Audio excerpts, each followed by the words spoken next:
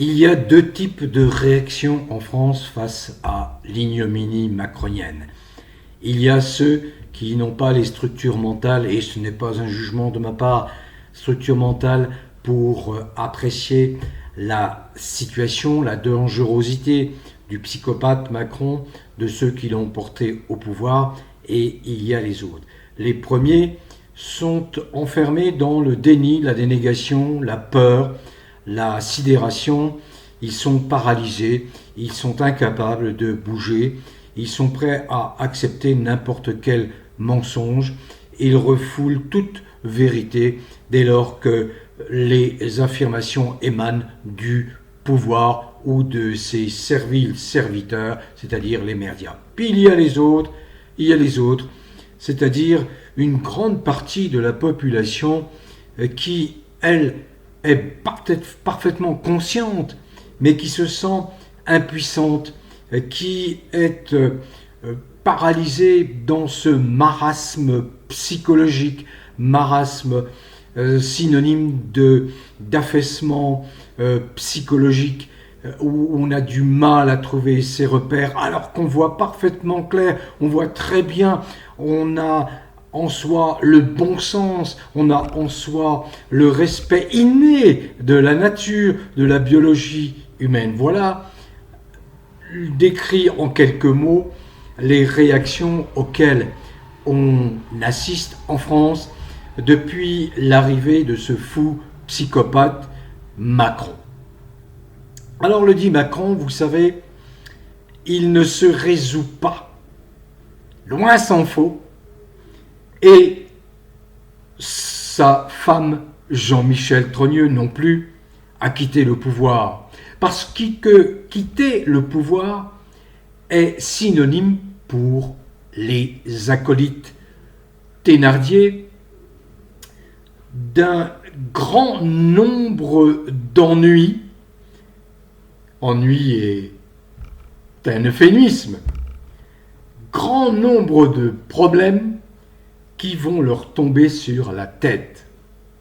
Alors, ils ne se résolvent pas à quitter le pouvoir. J'en veux pour preuve la dernière déclaration surréaliste de Macron à propos de Zelensky, mais en fait, il faisait référence à lui-même.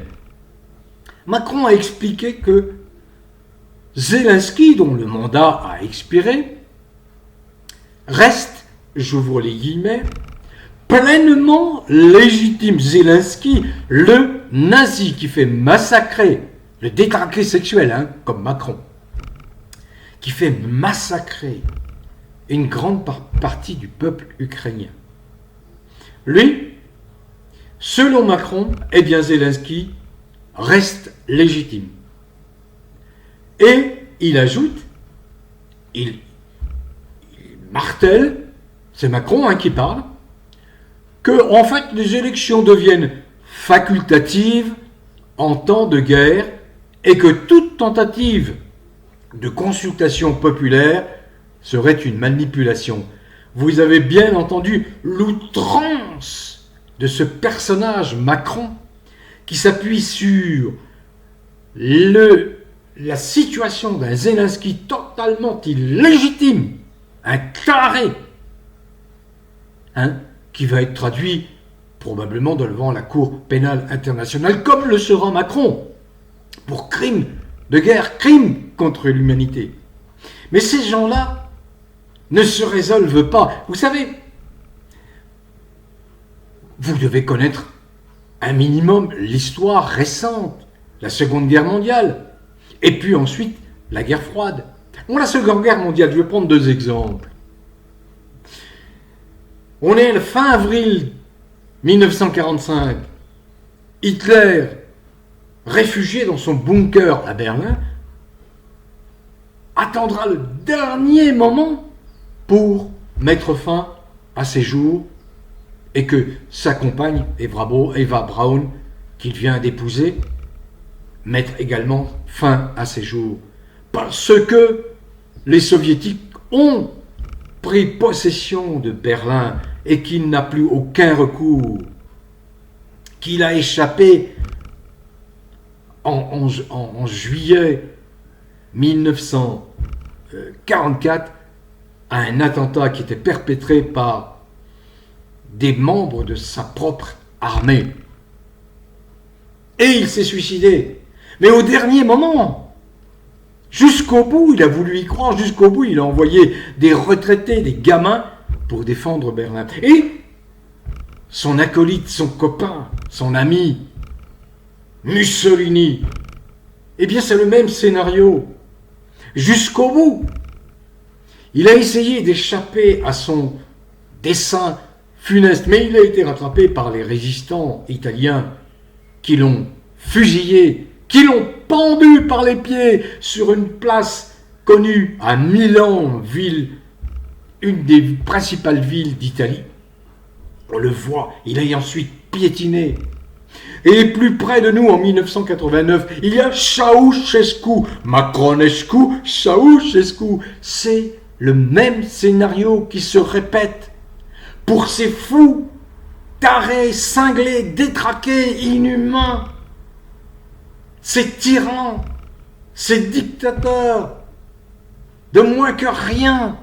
Eh bien, Macron, il s'accroche désespérément. Et le fait, par exemple, que Christian Cotten ait enfin pu être entendu par la justice, que sa plainte ait été jugée recevable pour 4 motifs qui relèvent du crime contre Jean-Michel Trogneux, alias Brigitte Macron, ça ne fait que perturber déjà le psychopathe. Mais entendez-vous bien, qu'est-ce qu'un psychopathe? Ce n'est pas vous, mes fidèles sur YouTube. Non, un psychopathe, c'est quelqu'un qui est le centre, non pas de la France, non pas de l'Europe, non pas de la planète, non pas de la galaxie, le centre du monde, le centre de l'univers. Vous ne comprendrez jamais Macron si vous ne comprenez pas que c'est un cinglé, taré. Et il a été placé là, je le répète, à l'envi depuis des années, par ceux qui possèdent réellement le pouvoir dans l'ombre, les ultra riches, ceux qui dominent le monde, ceux qui dictent leurs règles à tous les pouvoirs politiques, tous les gouvernements de la planète corrompus. Et le premier des corrompus, c'est la France qui est devenue les pédolandes, le paradis de tous les pédocriminels. Et la tâche principale, primordiale de Macron et de son gars, c'est de légaliser la pédophilie, c'est-à-dire que plus aucune personne ne pourra être poursuivie si elle a violé, assassiné un petit gamin qui n'avait absolument pas la faculté, la conscience de dire qu'elle ou il était consentant. Il y a des articles dans le code pénal qui répriment sévèrement l'apologie, l'incitation à la pédophilie. Je suis surpris que Macron n'ait toujours pas abrogé ces lois-là. Ces lois-là le dérangent. Alors il a contourné l'obstacle avec des esprits complètement dérangés par des arguments spécieux, parce qu'on est toujours dans l'inversion. Vous comprenez? Il fait mine de défendre les enfants qui pourraient être malmenés, mais en réalité, il prend toutes les dispositions pour que, en réalité, les violeurs, les criminels, les assassins d'enfants puissent agir à leur guise. Programme Evars. Allez voir. Alors le Macron, voilà la dernière sortie de ce Macron. Autre intervention de ma part, le Attal. Alors voyez-vous là, je me suis effondré sur mon séant, tant le ridicule qui le dispute à la crétinerie de ce Attal, plus ignare, imbécile que Attal, si, il y a légion pléthore, c'est le macronien, c'est les macroniens, ils sont tous Je vais vous dire, ils ont tous le même profil humain, psychologique. Des tarés, mais des tarés méchants, dangereux. Alors le Attal, il est mis en avant par les merdias. C'est-à-dire que Macron, qui pense que peut-être il ne pourra pas se maintenir à la tête de l'État français, pourra en revanche, avec la complicité de von der Leyen, la bonne nazie qui défend les sionistes criminels génocidaires israéliens, Netanyahou, comme Macron, que la von der Leyen, il se travaille sur la question actuellement, va faire voter la création d'un poste de président de l'Europe. Et comme ils sont en train de verrouiller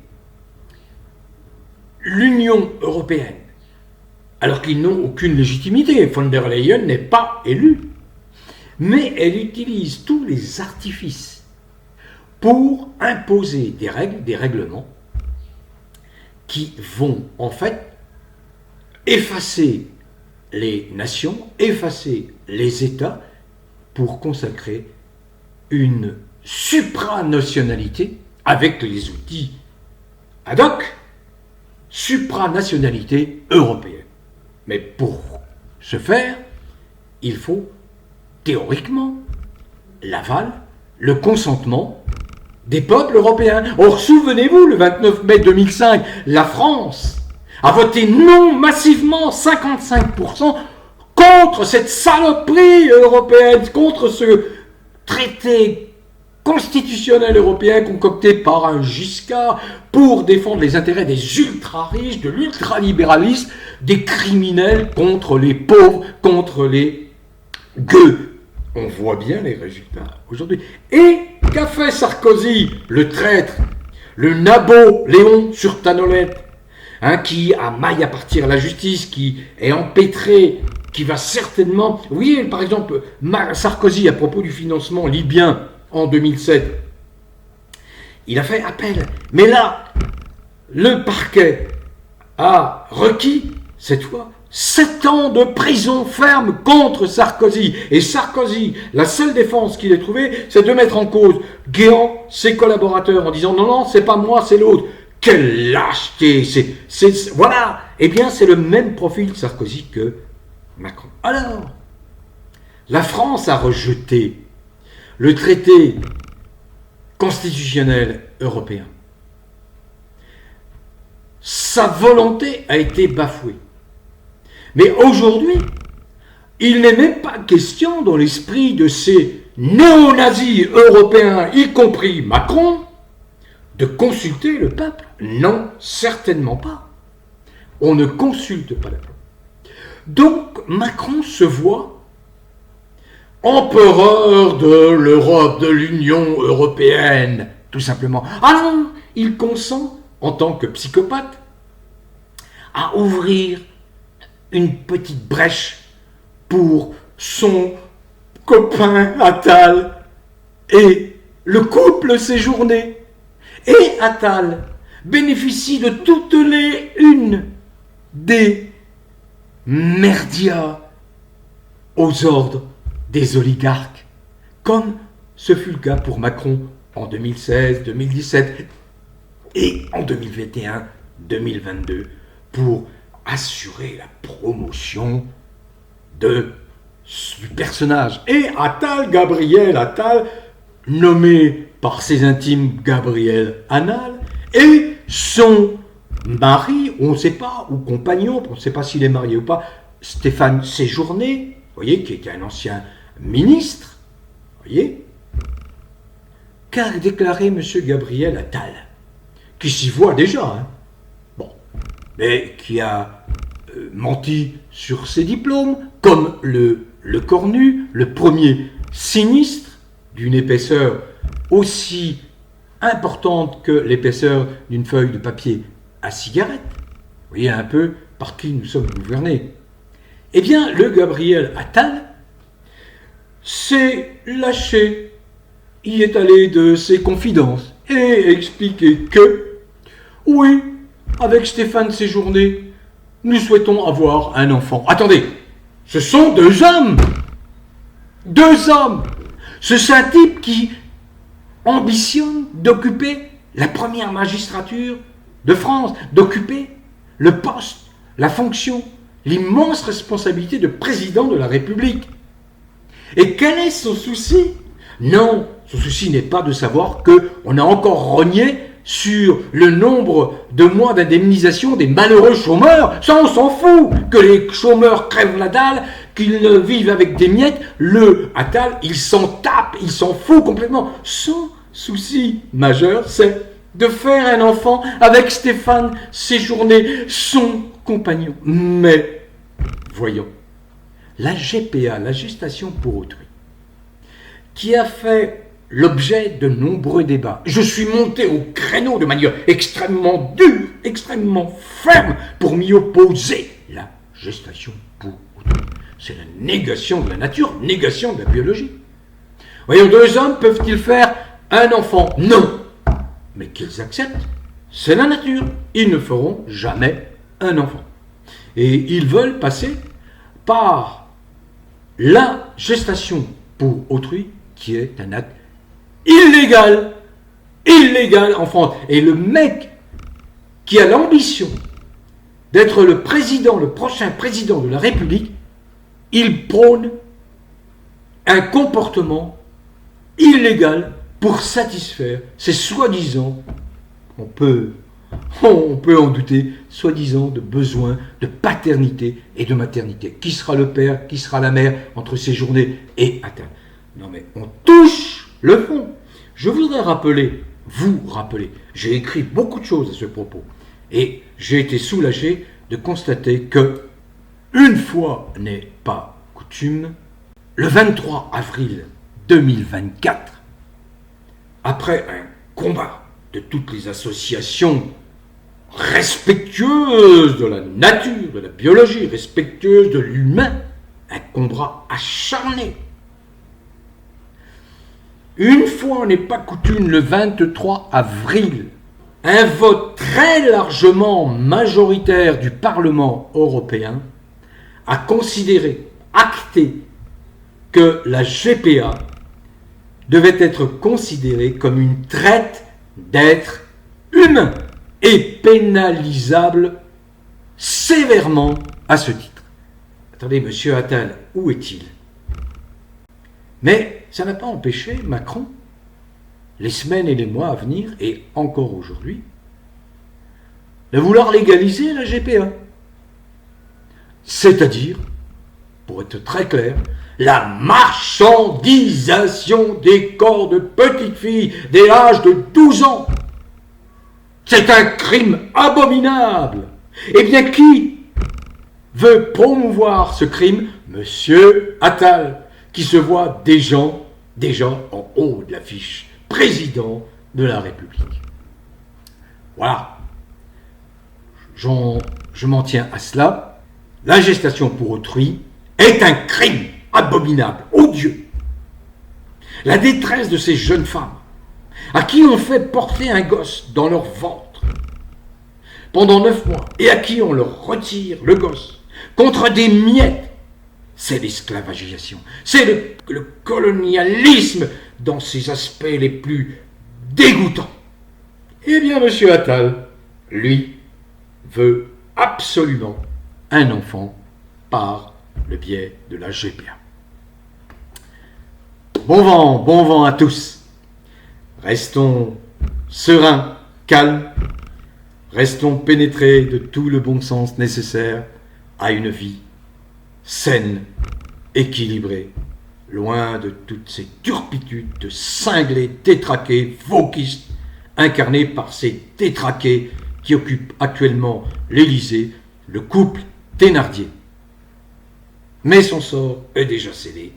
Je vous ai rappelé la fin funeste et de Hitler, et de Mussolini, et de Ceausescu. Et il y en a d'autres.